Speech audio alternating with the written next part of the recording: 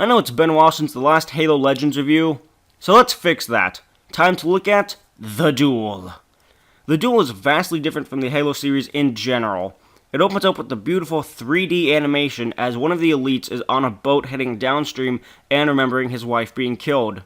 The elite was warned by another elite before re-entering the limits of what I think is his old village, and then comes across heavy armored elites. So they have a fight until it cuts to Halo 2 with the rise of the new Arbiter happening.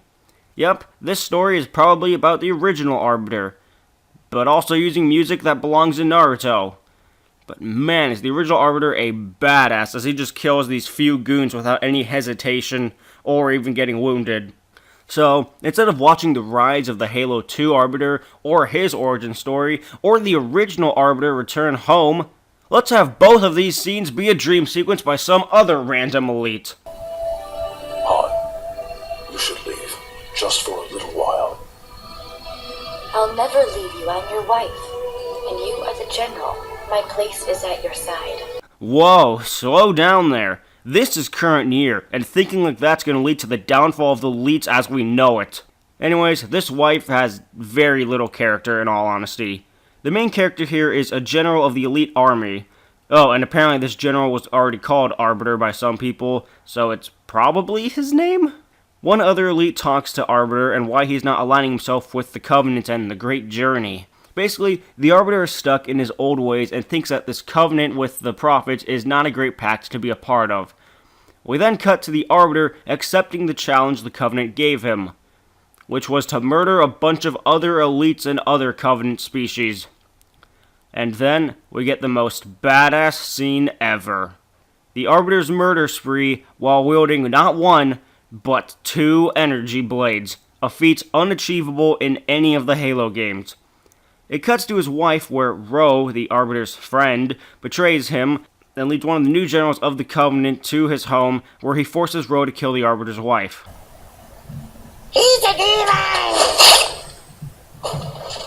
And there goes the grunt meme of, "He's a demon!" Now I know the Arbiter is truly the evil one, and not Ro, or the general who forced Ro to kill the wife, or even the prophet who gave the order to the general to kill the Arbiter's wife. Getting back on topic, the Arbiter returns home to see his wife's corpse. Now, with nothing left, the Arbiter faces against the new general of the Covenant, where the Arbiter loses a lot of blood in one go, but also gets to kill the general.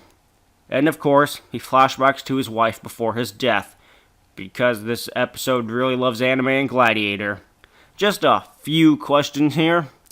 What the hell was with that opening of the Arbiter killing what looked like the Covenant's samurai general army? When did that happen? Who was the boatmaster? Where was the Arbiter coming from or going to?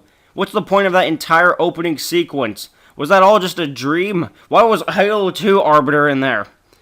Other than that, this was an awesome part of Halo Legends. Sure, it is nothing, and I mean nothing, like Halo at all.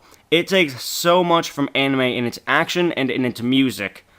So many times does this provide a serious moment in the story. Let me play a few scenes of it.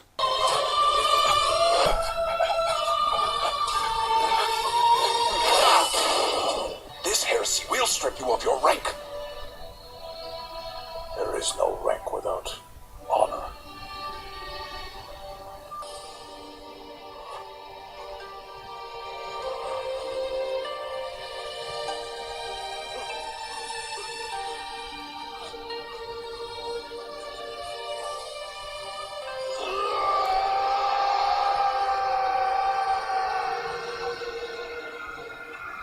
Arbiter!